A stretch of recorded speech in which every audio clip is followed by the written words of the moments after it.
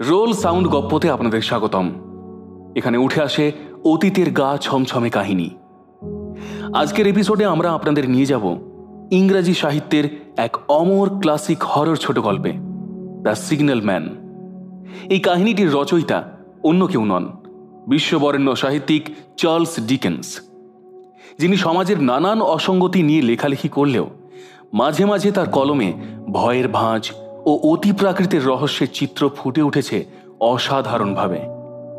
The signal man এই গল্পটি আমাদের একাকী জীবন, মানব মনস্তত্ত্বের জটিলতা আর অন্ধকার রেলপথের সন্নিকটে ঘটে যাওয়া এক মর্মস্পর্শী ঘটনার বৃত্তান্ত।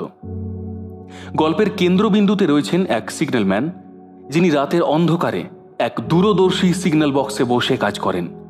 তার কাছে ঘটে চলা অদ্ভুত অলৌকিক ঘটনা নিয়ে তৈরি হয় এক রহস্যময় আভাস, যা পাঠককে গভীর আতঙ্কের জগতে নিয়ে যায়।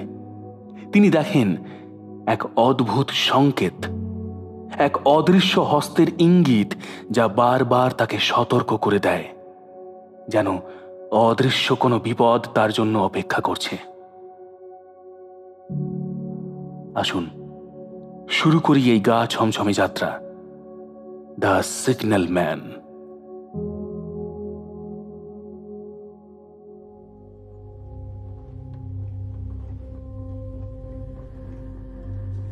হ্যালো, নিচে আছেও কেউ?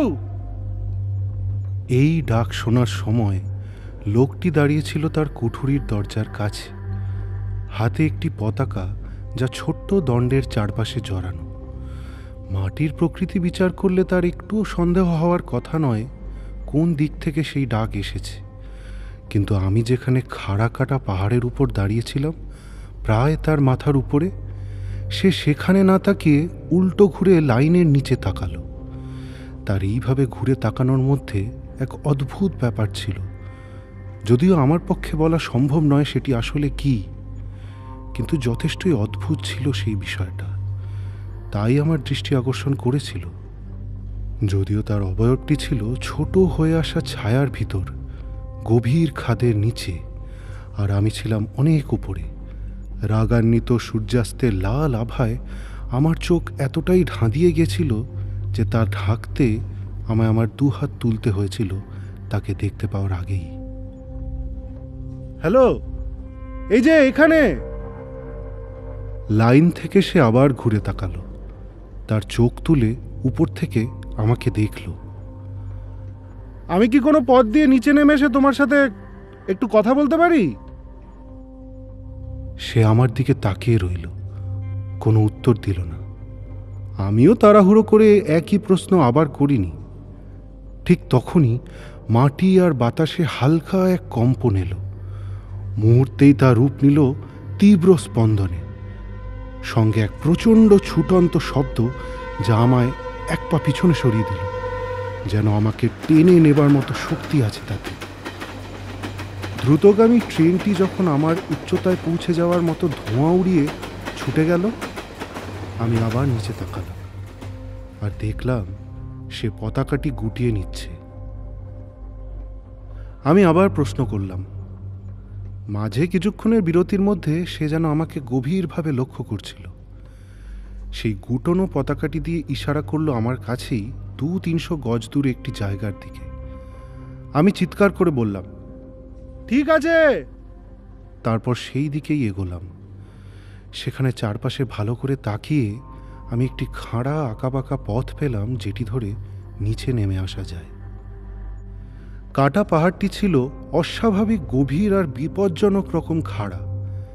এটি কেটে তৈরি করা হয়েছিল একরকম স্যাঁতস্যাঁতে পাথরের ভেতর দিয়ে, যা যত নিচে নামছিলাম ততই ভিজে আর পিচ্ছিল হচ্ছিল। নামতে নামতে যা সময় পাচ্ছিলাম তাতে আমার মনে পড়ল সেই অদ্ভুত অনীহার ভঙ্গি, যে ভঙ্গিতে সে আমাকে ওই পথ দেখিয়েছিল। যখন এতটা নিচে নেমে এলাম যে তাকে আবার দেখতে পেলাম, দেখলাম সে রেল লাইনের ওপর দাঁড়িয়ে আছে, যেদিক দিয়ে একটু আগে ট্রেনটা বেরিয়ে গেল। তার বাঁ হাত চিবুকে, বাঁ কোনোই ডান হাতের ওপর ভর করা, আর হাত বুকে গুঁজে রাখা। ভঙ্গিটি এমন প্রত্যাশা আর সতর্কতায় ভরা যে আমি মুহূর্তের জন্য থেমে গেলাম, অবাক হয়ে। আমি আবার নামা শুরু করলাম, আর সমতলে পৌঁছে কাছে যেতেই দেখলাম লোকটি এক কালচে চেহারার মানুষ, মুখে ঘন দাড়ি, চোখে ভারী ভুরু। তার কাজের জায়গাটি ছিল ভয়ানক নির্জন ও বিষণ্ণ। দুই পাশে ভিজে টপ টপ করা পাথরের দেয়াল, আকাশে সরু ফালি ছাড়া কোনো দৃশ্য নেই। একদিকে দৃষ্টিসীমা কেবল দীর্ঘ অন্ধকূপের মতো কাটা পথ, অন্যদিকে সীমা শেষ হয়ে যাচ্ছে এক মলিন লাল আলোতে, আর তারপরেই এক কালো সুরঙ্গের ভয়ঙ্কর মুখ, যার স্থাপত্য ছিল নিষ্ঠুর, দম বন্ধ করা আর ভীতিকর। এখানে সূর্যের আলো পৌঁছত খুব কম, ফলে চারপাশে মৃত মাটির মতো গন্ধ, আর হিমেল বাতাস এত তীব্র বয়ে যেত যে মনে হতো আমি যেন প্রকৃতির জগৎ ছেড়ে অন্য কোনো জগতে এসেছি। আমি তার এতটাই কাছে পৌঁছে গিয়েছিলাম যে তাকে প্রায় ছুঁতে পারতাম। সে তখনও আমার চোখে চোখ রেখে দাঁড়িয়ে রইল, তারপর এক পা পিছিয়ে এসে হাত তুলল। আমি বললাম, এটা তো এক ভীষণ একাকী পোস্ট। উপরে দাঁড়িয়ে যখন তাকিয়েছিলাম তখনই আমার নজরে পড়ে। দর্শনার্থী এখানে খুবই কম আসে, তাই না? তবে আশা করি অতটাও খারাপ নয়। আমি তো কেবল একজন সাধারণ মানুষ, সারা জীবন ছোট জায়গায় বন্দি ছিলাম। হঠাৎ মুক্তি পেয়ে এই বিশাল কাজগুলোতে নতুন আগ্রহ নিয়ে দেখছি। আমি হয়তো এইরকম কিছু বললাম তাকে। আমি খুব একটা নিশ্চিত নই আসলে কি শব্দ ব্যবহার করেছি, কারণ কথোপকথন শুরু করার বিষয়ে আমি খুব একটা পটু নই। আর তার মধ্যে এমন কিছু একটা ছিল যা আমায় খানিকটা ভড়কে দিয়েছিল। সে তখন সুরঙ্গের মুখের কাছে লাল আলোর দিকে এক অদ্ভুত দৃষ্টি নিক্ষেপ করল। চারপাশে তাকালো যেন কিছু একটা অনুপস্থিত, তারপর আমার দিকে তাকালো। আমি বললাম, ওটা তো তোমার দায়িত্বেরই অংশ, তাই না? সে নিচু গলায় উত্তর দিল, আপনি জানেন না সেটা কি? তার স্থির দৃষ্টি আর মলিন মুখ দেখে আমার মধ্যে ভয়ঙ্কর এক চিন্তা এলো। এ কি তবে কোনো আত্মা, মানুষ নয়? পরে ভেবেছি হয়তো তার মনের ভিতর কোনো সংক্রমণ ছিল। আমি নিজেও এক পা পিছিয়ে এলাম, কিন্তু সেই মুহূর্তে তার চোখে যেন আমার প্রতি এক অদৃশ্য ভয় দেখলাম, আর তাতেই আমার ভয়ঙ্কর চিন্তাটি মিলিয়ে গেল। আমি জোর করে হেসেই বললাম, আরে তুমি আমার দিকে এমনভাবে তাকাচ্ছ যেন আমায় ভয় পাচ্ছ। সে বলল, আমার সন্দেহ হচ্ছিল আগে কোথাও আপনাকে দেখেছি কিনা। কোথায়? সে আঙুল তুলল ওই লাল আলোর দিকে। ওখানে? সে আমার দিকে তাকিয়ে প্রায় নিঃশব্দে উত্তর দিল, আমি বললাম, আরে ভাই, আমি ওখানে কি করব? যাই হোক, আমি ওখানে ছিলাম না, এ একেবারে তুমি হলপ করে বলতে পারো। আমার মনে হয় পারি। হ্যাঁ হ্যাঁ, নিশ্চিতভাবেই পারি। সে আমার মন্তব্যের জবাব দিল সহজভাবেই, বাছাই করা শব্দে। তার কাজ কি খুব বেশি ছিল এখানে? হ্যাঁ, যথেষ্ট দায়িত্বই তার উপর ছিল, কিন্তু যা প্রয়োজন তা ছিল নিখুঁত আর সতর্কভাবে কাজ করা। অথচ আসলে হাতে কলমে কাজ প্রায় নেই বললেই চলে। সিগন্যাল বদলানো, আলো ছাঁটাই করা, আর মাঝে মাঝে ওই লোহার হাতল ঘোরানো, এই তো তার মূল কাজ।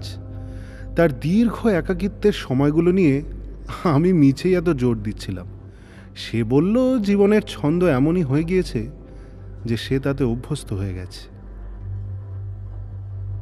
এখানেই বসে সে একটি ভাষা শিখেছে, অবশ্য যদি চোখে দেখে চিনতে পারা আর উচ্চারণ নিয়ে নিজের একটি অতি সরল ধারণা বানানোকে শেখা বলা যায়। সে ভগ্নাংশ আর দশমিক নিয়ে কিছু কাজ করেছে, একটু বীজগণিত শেখারও চেষ্টা করেছে, কিন্তু ছেলেবেলা থেকেই সে গণিতে দুর্বল। তাকে কি সবসময় এই স্যাঁতস্যাঁতে বাতাসের চ্যানেলের ভেতর থাকতে হয়? সূর্যের আলোতে বের হওয়ার সুযোগ নেই? ব্যাপারটা সময় ও অবস্থার উপর নির্ভর করে। কখনো লাইনের চাপ কম থাকে, কখনো দিনে বা রাতে কিছু সময় ফাঁকা থাকে। উজ্জ্বল আবহাওয়ায় মাঝে মাঝে উপরে উঠে একটু সূর্য দেখার সুযোগ সে নেয় বটে, কিন্তু সর্বক্ষণই তার বৈদ্যুতিক ঘণ্টার ডাকে সাড়া দিতে হয়, আর সেই টান টান উদ্বেগে সজাগ থাকতে হয়। ফলে যেটুকু স্বস্তি তার পাওয়ার কথা তা তেমন মেলে না। সে আমাকে তার কুঠুরিতে নিয়ে গেল। সেখানে ছিল এক আগুনের চুলা, একটি ডেস্ক যেখানে সরকারি খাতায় কিছু নথি লিখতে হয়, ডায়াল, মুখ আর সূচক সহ একটি টেলিগ্রাফ যন্ত্র, আর সেই ছোট্ট ঘণ্টা যার কথা সে বলেছিল। আমি বললাম সে তো যথেষ্ট শিক্ষিত, হয়তো তার বর্তমান কাজের জন্য যা প্রয়োজন তার চেয়ে অনেকটাই উচ্চশিক্ষিত। সে শান্তভাবে বলল, এমন উদাহরণ বড় জনসমষ্টির মধ্যে অস্বাভাবিক নয়। আশ্রয় কেন্দ্র, পুলিশ বাহিনী, এমনকি সেনাবাহিনীতেও নাকি এমন দেখা যায়, আর রেলওয়ের মতো বিশাল কর্মী সংস্থায় তা আরও স্বাভাবিক। যুবক বয়সে সে প্রাকৃতিক দর্শনের ছাত্র ছিল। অনেক লেকচার শোনারও সুযোগ হয়েছিল তার, কিন্তু সুযোগ নষ্ট করেছে, নিয়ন্ত্রণ হারিয়েছে, নিচে নেমেছে, আর কখনোই ওঠেনি। সে এ নিয়ে কোনো অভিযোগ করেনি, নিজের ভাগ্য সে মেনেই নিয়েছে। এখন নতুন করে তার কোনো জীবিকা বানানোর সময় নেই। এই সব কিছুই সে খুব শান্ত স্বরেই বলল। তার গম্ভীর কালো দৃষ্টি একবার আমার দিকে আর একবার আগুনের দিকে নিক্ষিপ্ত হচ্ছিল। কথা বলতে বলতে মাঝে মধ্যেই সে স্যার শব্দটি যোগ করছিল। বিশেষ করে যখন তার যুবক বয়সের প্রসঙ্গ আসছিল, যেন আমাকে বুঝিয়ে দিচ্ছিল যে আমি তাকে যেন তার এখন যা অবস্থান কেবল তার নিরিখেই দেখি। মাঝে মাঝে ঘন্টা তার কথাকে থামিয়ে দিচ্ছিল, বার্তা পড়তে হচ্ছিল, উত্তর পাঠাতে হচ্ছিল। একবার বাইরে গিয়ে পতাকাও নাড়তে হলো। যখন ট্রেনটা একদম পাশ দিয়ে গেল, সে চালককে মৌখিক বার্তাও জানালো। তার দায়িত্ব পালনে আমি লক্ষ্য করলাম সে যেন ছিল অবাক করার মতো নিখুঁত আর সতর্ক। কথোপকথন মাঝে থেমে যাচ্ছিল যতক্ষণ না তার কাজ শেষ হচ্ছিল। সব মিলিয়ে তাকে কাজের জন্য সবচেয়ে নিরাপদ মানুষ হিসেবেই গণ্য করতাম, যদি না আমার সঙ্গে কথা বলতে বলতে সে দুবার হঠাৎ রং হারিয়ে ফেলত। সে মুখ ঘুরিয়ে ছোট ঘণ্টাটার দিকে তাকালো, যখন সেটা বাজেও নি। যেই দরজাটা স্যাঁতস্যাঁতে বাতাস ঠেকাতে সবসময় বন্ধ রাখা হয়, সেটা খুলে সে সুরঙ্গের লাল আলোয় চোখ মেলল। কিন্তু দুবারই সে আগুনের পাশে ফিরে এলো, সেই একই অজ্ঞেয় সংজ্ঞাহীন ভঙ্গি নিয়ে, যা আগেও দূর থেকে তার মধ্যে দেখেছিলাম। আমি উঠবার সময় বললাম, তোমার কথায় আমি প্রায় আশ্বস্ত যে এখানে কাজ করে তুমি বেশ সন্তুষ্টই আছো। আমি বিশ্বাস করি এক সময় সত্যিই ছিলাম, সে আগের মতো নিচু গলায় বলল। কিন্তু এখন আমি অস্থির স্যার, আমি খুবই অস্থির। চাইলেও সে কথাগুলো ফিরিয়ে নিতে পারত না, যেহেতু বলে ফেলেছে। আমি দ্রুত জিজ্ঞাসা করলাম, কিসের জন্য? কি তোমাকে অস্থির করছে? বলার মতো নয় স্যার, খুবই কঠিন বলে বোঝানো। যদি আরেকবার আসেন, চেষ্টা করব আপনাকে জানাতে। আমি তো আসতেই চাই, বলো কবে আসবো? আমি সকালে শিফট শেষ করব, কাল রাত 10টায় আবার থাকবো স্যার। আচ্ছা ঠিক আছে, আমি 11টায় আসবো।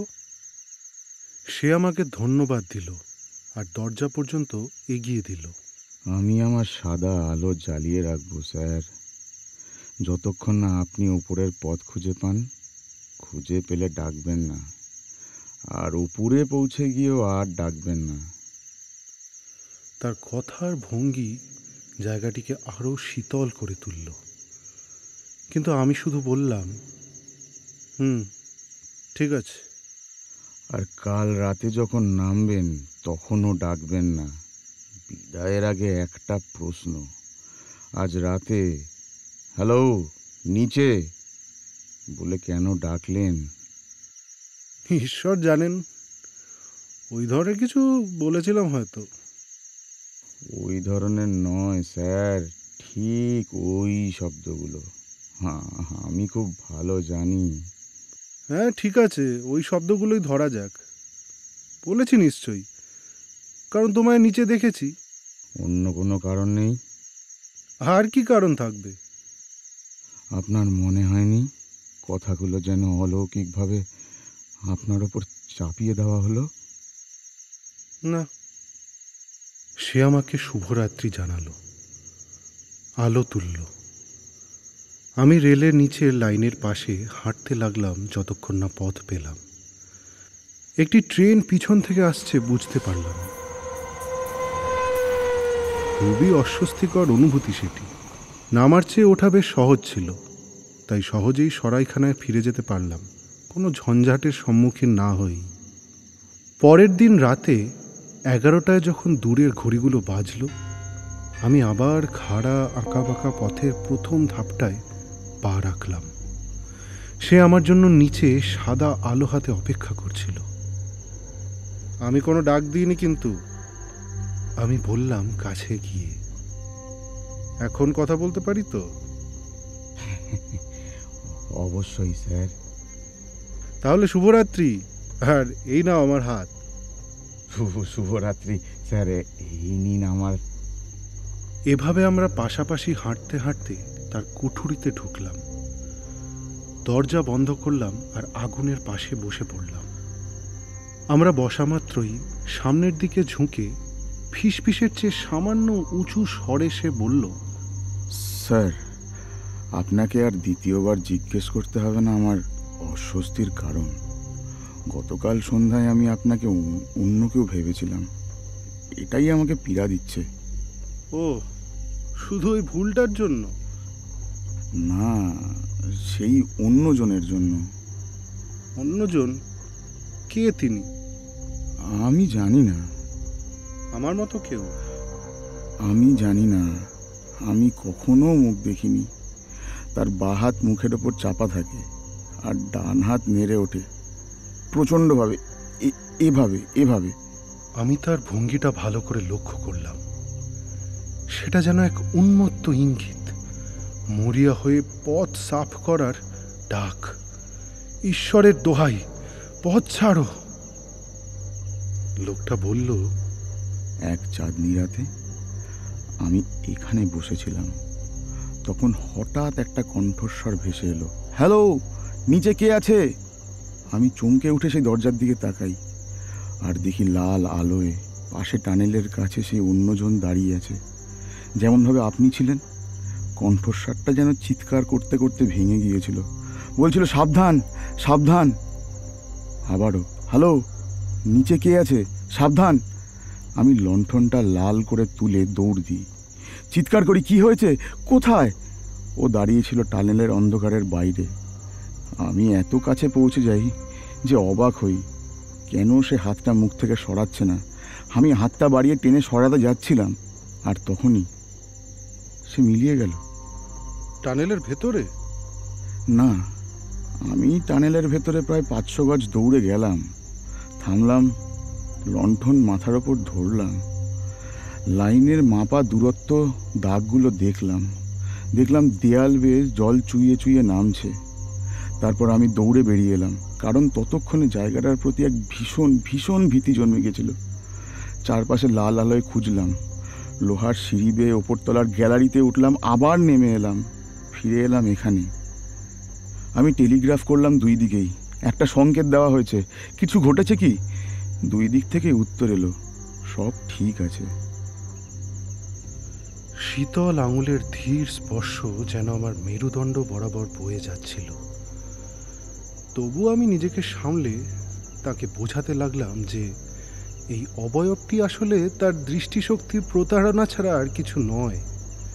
চোখের সূক্ষ্ম স্নায়ুর অসুখ থেকে কতবারই না এমন সব রূপ মানুষের মনে জেগে ওঠে, রোগীদের ব্যতিব্যস্ত করে তোলে।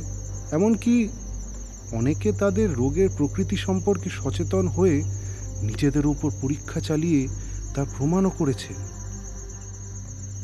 আর যদি সেই আর্তনাদের কথা বলো, আমি বললাম, এক মুহূর্ত মনোযোগ দিয়ে শুনলেই টের পাবে এই অস্বাভাবিক উপত্যকার মধ্যে দিয়ে বইতে থাকা বাতাস আমাদের মৃদুস্বরে কথোপকথনের ফাঁকে ফাঁকে কেমন ভয়ালো সুর তোলে, আর টেলিগ্রাফের তারগুলো যেন এক বন্য বিনায় রূপান্তরিত হয়েছে। আমরা কিছুক্ষণ নীরবে শুনতে থাকলাম। তারপর সে বলল, এটাই সব নয়। আপনি জানেন আমি এখানে দীর্ঘ শীতের রাত একা কাটাই, তাই বাতাস আর তারের শব্দ আমি ভালোই চিনতে পারি। আর আমি আমার কথা এখনো শেষ করিনি। আমি ক্ষমা চাইলাম তার কাছে।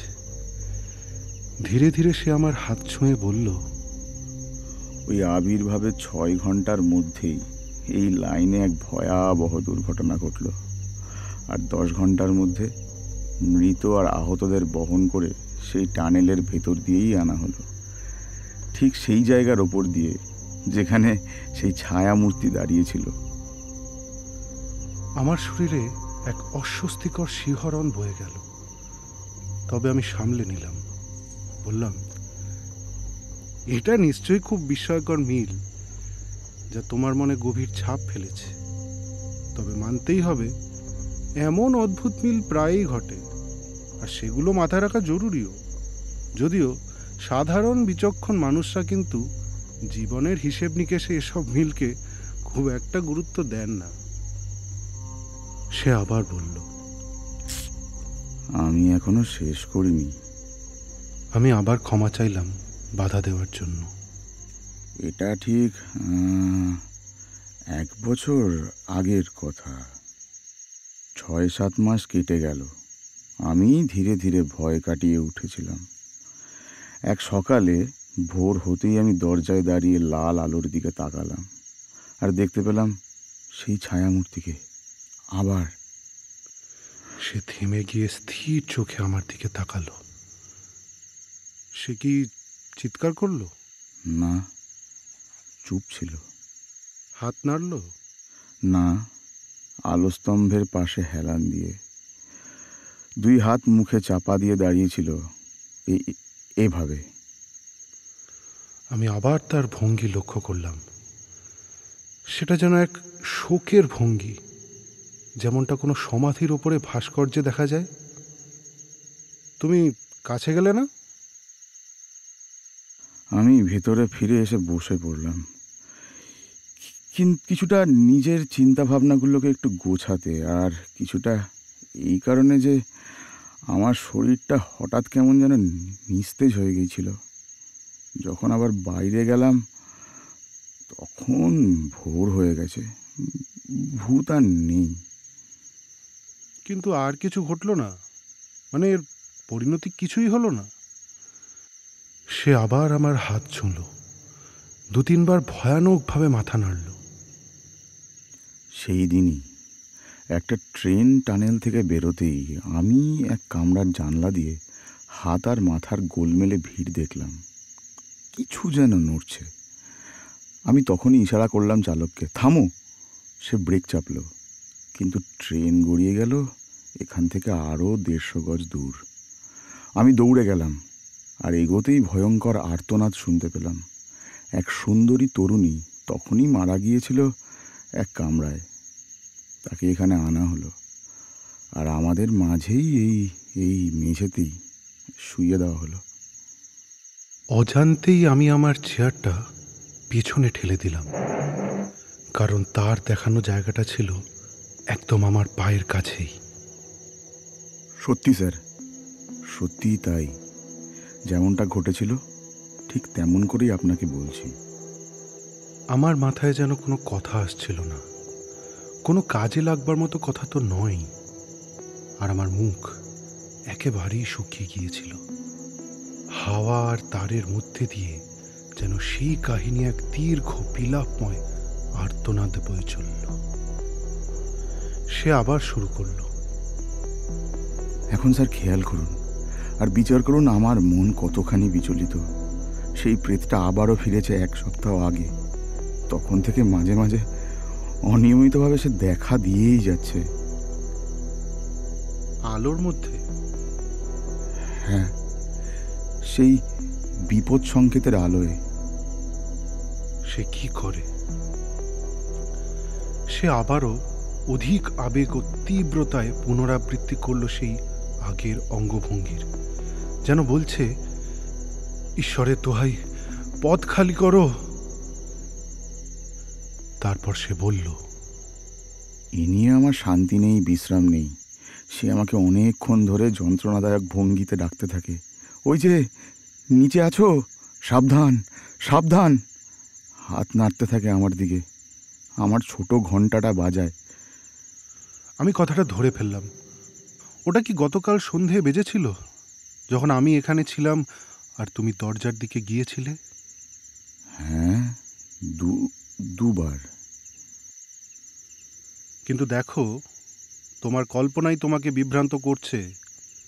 আমার চোখ সেই ঘন্টাটার উপরেই ছিল, আমার কানও খোলা ছিল সেই ঘন্টার শব্দের জন্য। আর আমি যদি জীবিত মানুষ হই, তবে বলছি শোনো, সেই সময় মোটেও সেটা বাজেনি।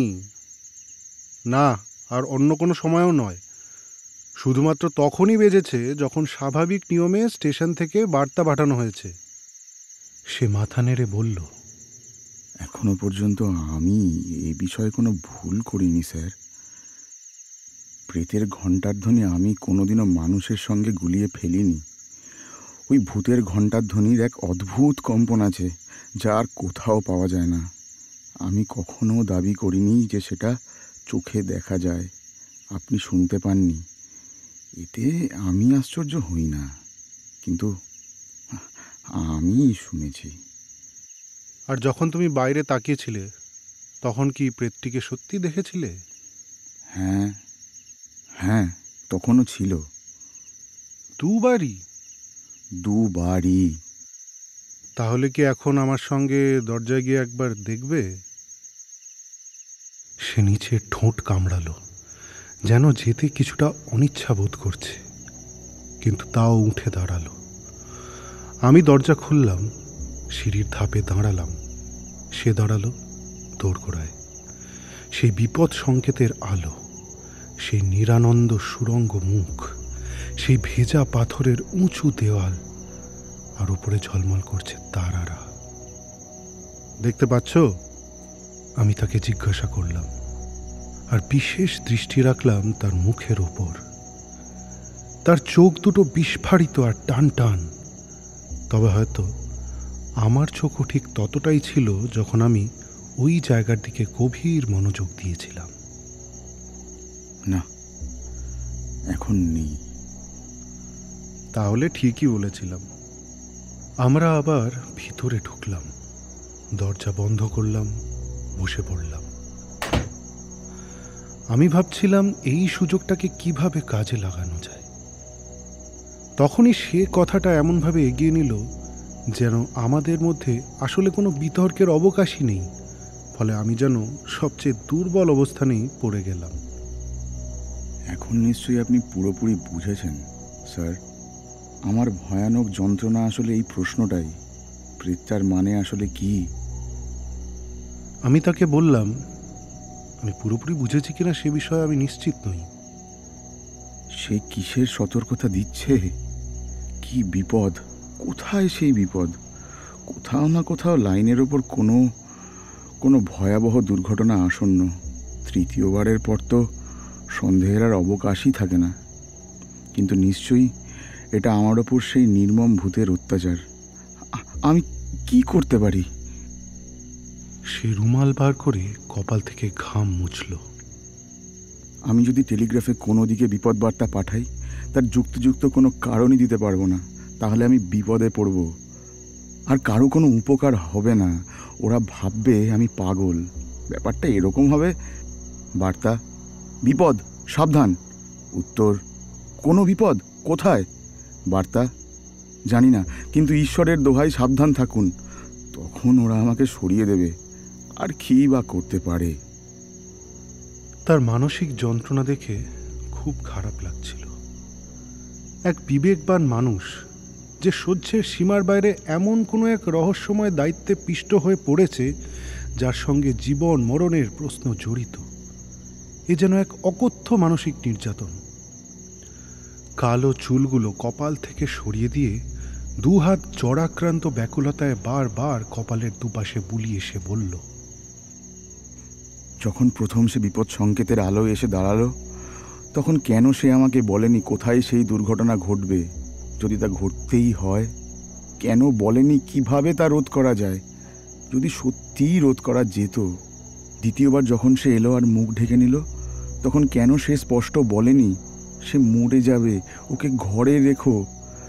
যদি সে ওই দুবার কেবল আমাকে বোঝাতে আসে যে তার সতর্কবাণী সত্যি, আর তৃতীয়বারের জন্য আমাকে প্রস্তুত করতেই আসে, তবে এখন কেন সে স্পষ্ট সতর্কবার্তা দেয় না? আর আমি, হায় ভগবান, আমি তো এই নিঃসঙ্গ স্টেশনের এক দরিদ্র সিগন্যাল ম্যান মাত্র।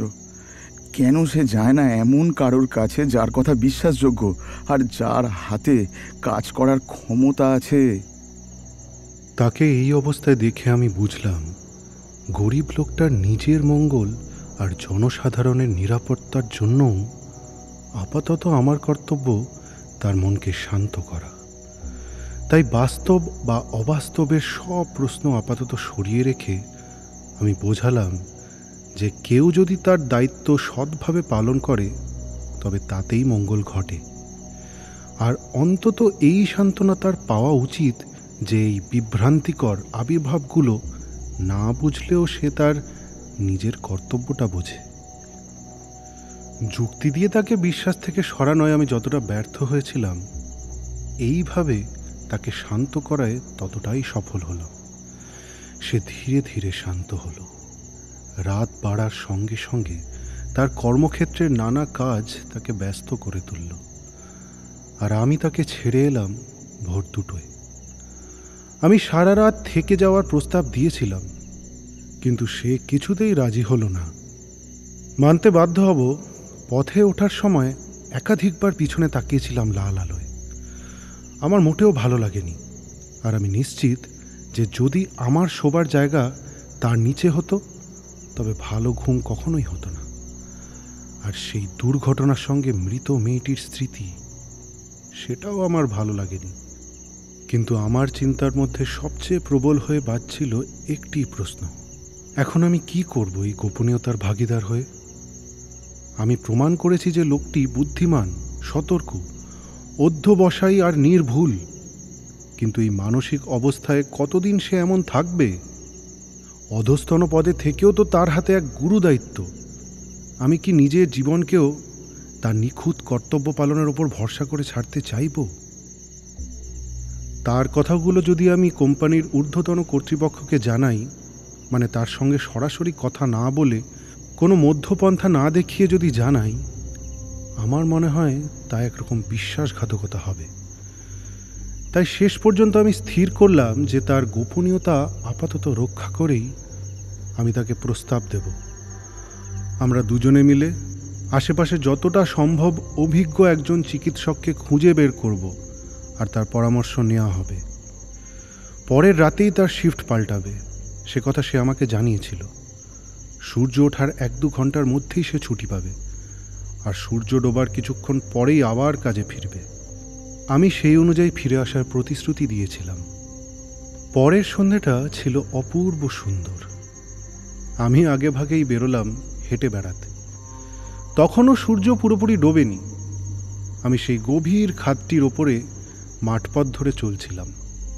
ভাবলাম 1 ঘন্টা ঘুরে আসব, 0.5 ঘন্টা এদিকে 0.5 ঘন্টা ওদিকে, তারপর সময় মতো সিগন্যাল ম্যানের কুড়ে ঘরে যাব।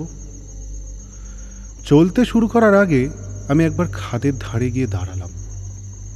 যেখান থেকে প্রথম তাকে দেখেছিলাম ঠিক সেইখানে পৌঁছে নিচে তাকালাম, আর তখনই হঠাৎ এক শিহরণে আমার বুক কেঁপে উঠল। সুড়ঙ্গ মুখের কাছে দেখলাম একজন মানুষ দাঁড়িয়ে আছে। সে বাঁ হাত দিয়ে নিজের চোখ ঢেকেছে আর ডান হাত উন্মত্ত ভঙ্গিতে নাড়ছে। আমাকে যে নামহীন আতঙ্ক পেয়ে বসেছিল তা মুহূর্তে কেটে গেল, কারণ পর মুহূর্তেই বুঝলাম এ কোনো আবির্ভাব নয়, এ সত্যি একজন মানুষ। আর একটু দূরে আরও কয়েকজন লোক দাঁড়িয়ে আছে, যাদের সামনে সে তার ভঙ্গি যেন প্রদর্শন করছিল, বিপদ সংকেতের আলো তখনও জ্বলে ওঠেনি। তার স্তম্ভের গায়ে কিছু কাঠ আর তারপলিন দিয়ে একখানা ছোট্ট কুঁড়ে ঘর বানানো হয়েছে, যা আমার কাছে একেবারেই নতুন। এক অপ্রতিরোধ্য অশুভ অনুভূতিতে আর এক ঝলক আত্মভর্ৎসনায় ভরে উঠলাম। আমি লোকটিকে সেখানে একা ফেলে রেখে এসেছি, কাউকে পাঠায়নি তাকে লক্ষ্য রাখার জন্য কিংবা সংশোধন করার জন্য। দৌড়ে নেমে গেলাম খাদের খাঁচ কাটা পথটা বেয়ে। কি হয়েছে? আমি লোকগুলোকে জিজ্ঞেস করলাম। আজ সকালে সিগন্যালম্যান মারা গেছেন স্যার। হ্যাঁ, ওই বাক্সর লোকটা নয় তো? হ্যাঁ স্যার। যাকে আমি চিনতাম? আপনি যদি তাকে পূর্বে চিনে থাকেন তবে দেখলেই চিনে যাবেন স্যার। ভিড়ের মধ্যে একজন গম্ভীরভাবে টুপি খুলে মাথা নত করে তারপলিনের এক প্রান্ত তুলল। কারণ তার মুখ অবিকৃত, সম্পূর্ণ শান্ত। হ্যাঁ, কিভাবে ঘটলো এটা? কিভাবে ঘটলো? আমি একে একে সবার দিকে তাকালাম, আর কুঁড়ে ঘরের পর্দা আবার নামল। একটা ইঞ্জিনে কাটা পড়েছে স্যার। সারা ইংল্যান্ডে কেউ তার মতো এত ভালো কাজ জানতো না, কিন্তু কেমন করে যেন তিনি রেল লাইন থেকে সরে দাঁড়াতে পারেননি। ভোরবেলার ঘটনা। আলো জ্বালিয়ে হাতে লণ্ঠনটা নিয়ে দাঁড়িয়েছিলেন। ইঞ্জিনটা সুড়ঙ্গ থেকে বেরোনোর সময় তার পিঠ ওর দিকে ছিল, তাই কাটা পড়ল।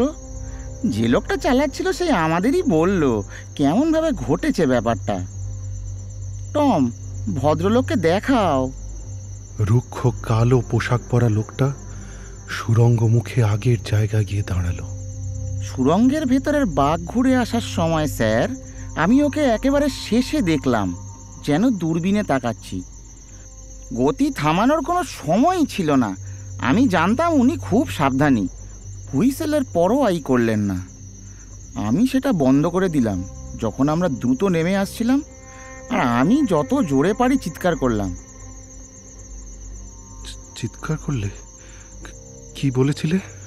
বলেছিলাম, ওই যে নিচে, সাবধান সাবধান, ঈশ্বরের দোহাই, পথ খালি করো। আমি চমকে উঠলাম।